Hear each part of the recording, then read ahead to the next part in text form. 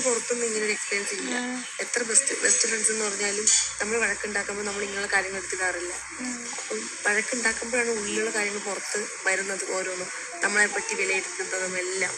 അപ്പൊ ഇവിടെ എല്ലാവരും ഇവിടെ ഗെയിമാണോ എന്ന് എനിക്ക് ഇതുവരെ മനസ്സിലായില്ല. ഇപ്പൊ ആദിലാണെങ്കിലും നൂറിനാണെങ്കിലും ഇവരൊക്കെ ചെയ്യുന്നത് എന്തെന്നറിയാമോ? ഇവരൊക്കെ നല്ല കൂട്ടുകാരികളായിട്ട് ഞാൻ കണ്ടത്. ഇവിടെ പ്രശ്നം കുഞ്ഞു ഫുഡിന്റെ ചെറിയൊരു പ്രശ്നം വന്നാലും ഇവർ നമ്മളെ കൊള്ളിക്കാൻ വേണ്ടി, കുത്താൻ വേണ്ടിയിട്ട്, നമ്മളെ വിഷമിപ്പിക്കാൻ വേണ്ടിയിട്ട് ഇങ്ങനെയുള്ള കാര്യങ്ങളൊക്കെ എടുത്തത്. അത് നല്ലതായിട്ട് എനിക്ക് തോന്നിയിട്ടില്ല കേട്ടോ. പിന്നെ കൊണ്ട് കല ഒടിച്ചിട്ട് ലാസ്റ്റ് കൊണ്ട് ശരിയാക്കാൻ വരുന്നത് ശരിയാണോ?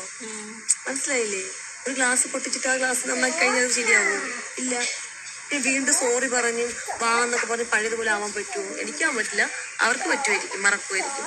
പക്ഷെ എനിക്ക് പറ്റത്തില്ല. അതുപോലെ തന്നെ അവളുടെ ഭാഗത്തും അങ്ങനെ ഒരു മിസ്റ്റേക്ക് ഉണ്ടായിട്ടുണ്ട്. അത് 2 ഇന്നലെ ഇവിടെ വന്നിരുന്നിട്ട് ഈ കാര്യം വന്ന ഉടനെ തന്നെ ചോദിക്കുകയാണ് എന്താണെന്ന്. സമയമില്ലേ, 4 ദിവസം സമയമുണ്ട്. ഒരു ക്ഷമതാ സാധനം ഉണ്ടെങ്കിൽ അത് പതുക്കെ ചോദിക്കാം. അവൾക്ക് വന്ന ഉടനെ അവൾ എന്തിനാ കട്ടപ്പാന്ന് പറഞ്ഞാൽ എന്തിനാ കട്ടപ്പ? അത് എവിടെ മാത്രമല്ല, അതിന് 100ഒക്കെ എന്നെ ഇങ്ങനെ ചോദിച്ചുകൊണ്ടിരിക്കുന്നു. ഞാൻ പറയും ഇപ്പൊ പറയാൻ സമയമില്ല, പറയാം, അത് വിട്, പിന്നെ സംസാരിക്കാം. വെറുതെ സംസാരിക്കാൻ സമയമില്ല, ഞങ്ങൾ കളയുക. ഞാൻ വിചാരിക്കുന്നത് രാത്രി പതിയെ നമ്മൾ കിടക്കാൻ നേരം സംസാരിക്കാം, എന്താണ് റീസൺ എന്നുള്ളതൊക്കെ. ഞാൻ അവിടെ നിന്ന് മാറി വഴക്കുണ്ടാക്കാൻ വയ്യാത്തതുകൊണ്ട് ഞാൻ ഊഞ്ഞലിൽ പോയിരുന്നു.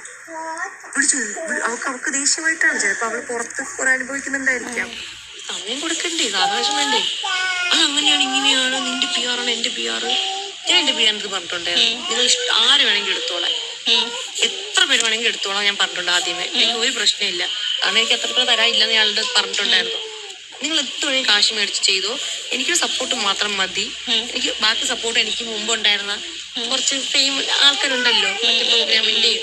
അപ്പൊ അങ്ങനെ എനിക്ക് ടീമുണ്ട്, എനിക്ക് അങ്ങനെ സപ്പോർട്ട് ചെയ്യുന്ന എനിക്ക് ആൾക്കാരുണ്ട്, എനിക്ക് വിശ്വാസമുണ്ട്.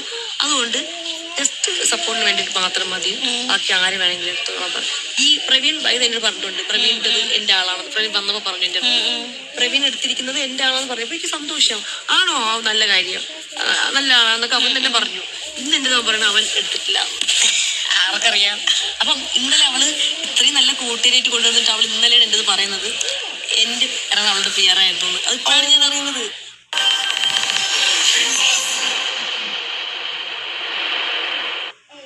Photograph everything in the bottom drawer. What's in the drawer? That's what he wants you to find out.